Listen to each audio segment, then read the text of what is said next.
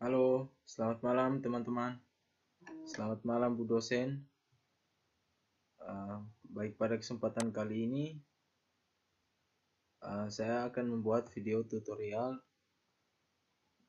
tentang penjelasan mengenai toolbox yang ada di Visual Studio 2010. Oke, sebelumnya perkenalan dulu. Nama saya Yohanes Paulus Umbulele, Prodi Sistem Informasi di Stikom Welendo Kupang. Sekarang semester 5. Oke, langsung saja. Untuk mengulur waktu kita buka softwarenya di sini Microsoft Visual Studio ya 2010. Dia mirip-mirip seperti Visual Basic, tapi agak berbeda sedikit sih. Ini cocoknya untuk teman-teman yang baru memulai belajar pemrograman. Misalnya dia lebih mudah sih untuk dipelajari. Di sini saya sudah buka programnya.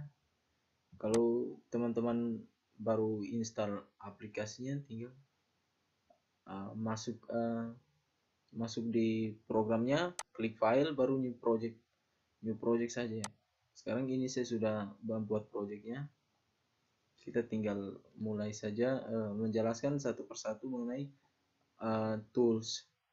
Lebih khususnya di sini saya menjelaskan tentang sesuai tugas yang Ibu berikan, itu kita menjelaskan tentang toolbox yang ada di dalam Microsoft Visual Studio 2010. Oke, kita langsung saja ke menu view. Jadi ini sama sih seperti ini, file, edit, ini sama dengan program-program yang lain. Di sini toolbox. Oke, jadi di sini ada pointer, button, checkbox, ini checklist box, combo box, date timer. Ini kita akan menjelaskan satu persatu ya. Oke, yang pertama itu adalah pointer. Pointer digunakan untuk memindahkan atau mengubah ukuran kontrol dari form. Jadi pointer digunakan untuk memindahkan atau mengubah ukuran. Jadi teman-teman kalau mau buat program terus memindahkan kontrol dan form itu pakai pointer. Terus tombol button. Kontrol ini digunakan untuk melakukan tindakan ketika diakses. Ini fungsi dari button ya. Ini kita baru belajar awal-awal, jadi belum banyak referensi, jadi kita mencoba menghafal saja. Terus berikut ada ini checkbox, yaitu dia memiliki nilai true atau false. Yang berikut checklist box ya, cek daftar kontak centang di samping item. Dia jadi checklist box ini dia menampilkan daftar kotak centang di samping. Jadi teman-teman kalau misalnya ada mau buat daftar, terus dia nanti ada centang-centang begitu, seperti itu di checklist box ini. Terus ada berikut combo box, kombinasi antara kotak list dan kotak teks yang memungkinkan untuk dipilih serta mengeditnya. Terus yang berikut ada date timer picker, bahasa Inggris juga jatuh bangun, tapi tidak apa-apalah. Jadi date timer picker ini ya pasti kita tahu ya, untuk menampilkan tanggal dan lain sebagainya, hari, tanggal. Terus berikut ada label.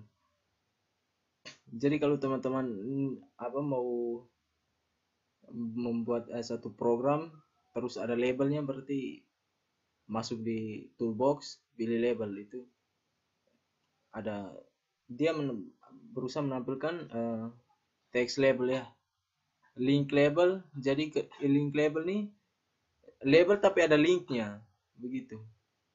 Jadi menampilkan tabel dengan text link. menampilkan label dengan teks link. Berarti itu apa? Tabel lagi. Label tapi disertakan dengan link. Jadi kalau kita klik berarti dia bisa masuk ke jendela yang lain. Jendela yang baru ya maksudnya. Terus list box. List box yaitu kontrol yang berisi beberapa item. Semisalnya sekian sekian sekian.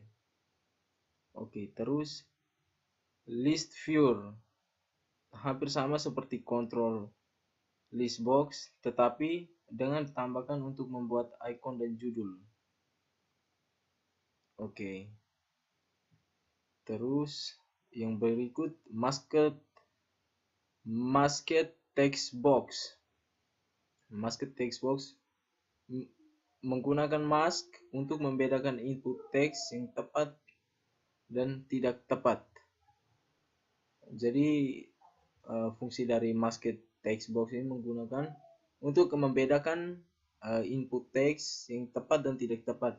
Jadi kalau misalnya kita mengetik terus ada kita kasih input teks di dalamnya, kita mengetik terus ada kata-kata yang salah atau bagaimana kata-kata yang salah, itu dia akan menganalisa sendiri. Itu kita misalnya teksnya agak panjang terus teman-teman merasa bahwa ini belum, kayaknya masih ada kata yang keliru nih, itu teman-teman bisa masuk di masked text box, baru dia akan sendiri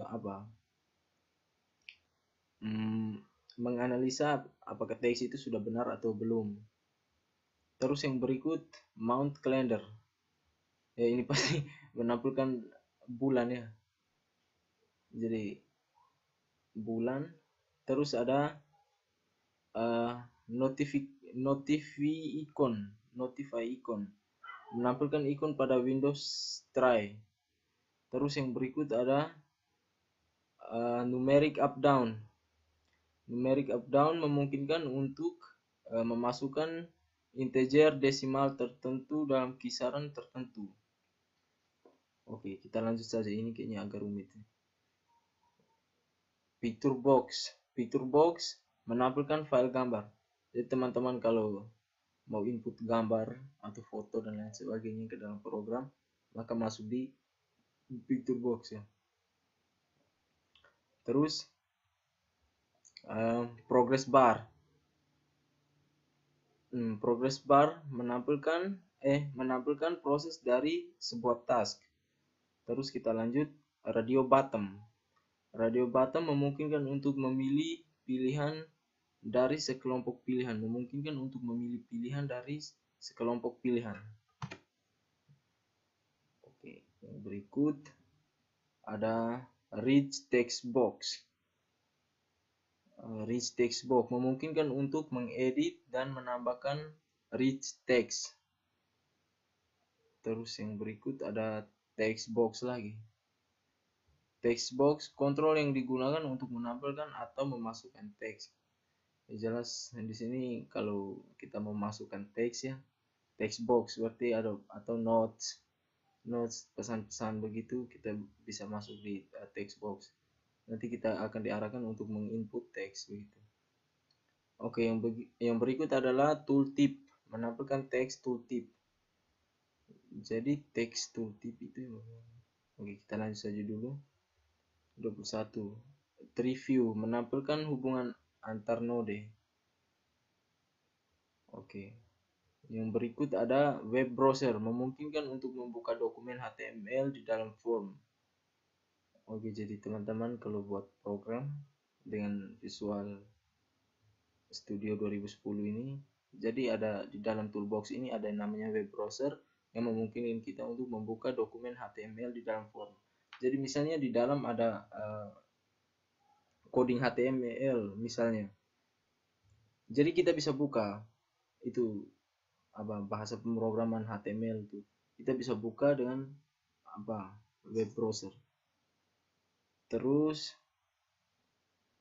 coba mana lagi? Yang berikut ya, pointer sudah.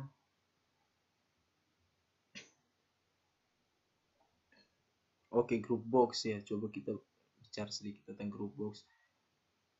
Group box untuk mengorganisasikan melalui jendela entry data dan dapat diberi judul. Kita dapat mengatur grup satu dengan grup yang lain. Jadi misalnya kita di dalam Visual Studio kita membuat sebuah grup, maka kita akan menggabungkan satu grup dengan grup-grup yang lain menggunakan group box ini. Jadi sini dia dia bilang untuk berfungsi untuk mengorganisasikan melalui jendela entry. Teman-teman bisa bongkar bangkir grup di dalamnya, bisa satukan dan pisahkan antara grup satu dengan grup yang lain. Terus di sini ada panel untuk mengorganisasikan melalui jendela entry data, hampir sama dengan group box tetapi tidak dapat diberi judul. Jadi ini panel ini dia fungsinya agak mirip ya dengan group box, tapi group box dia bisa diberi judul, tapi kalau panel tidak. Terus tab control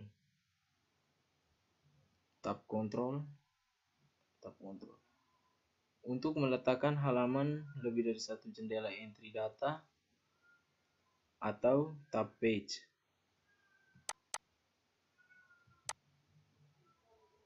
Oke. Sebentar. Properti.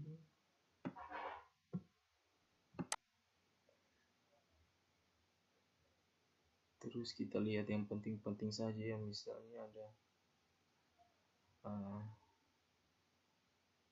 pointer, dataset. Ini saya juga masih pemula ya jadi.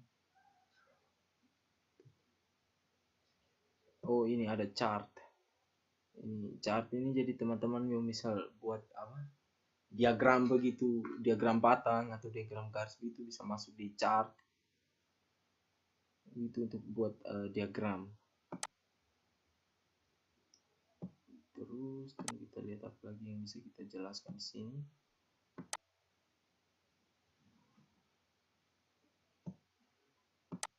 Timer ini kan pasti waktu kan. Terus di sini ada printing. Ya, jadi di sini kita bisa print dokumen, print preview control, print preview dialog. Jadi teman-teman bisa mengontrol jenis print yang ada di dalam sini. Oke teman-teman, mungkin sekian video dari saya karena mungkin agak belum terlalu signifikan karena benar-benar pemula. Sekian video dari saya untuk melengkapi tugas 1. Terima kasih, selamat malam.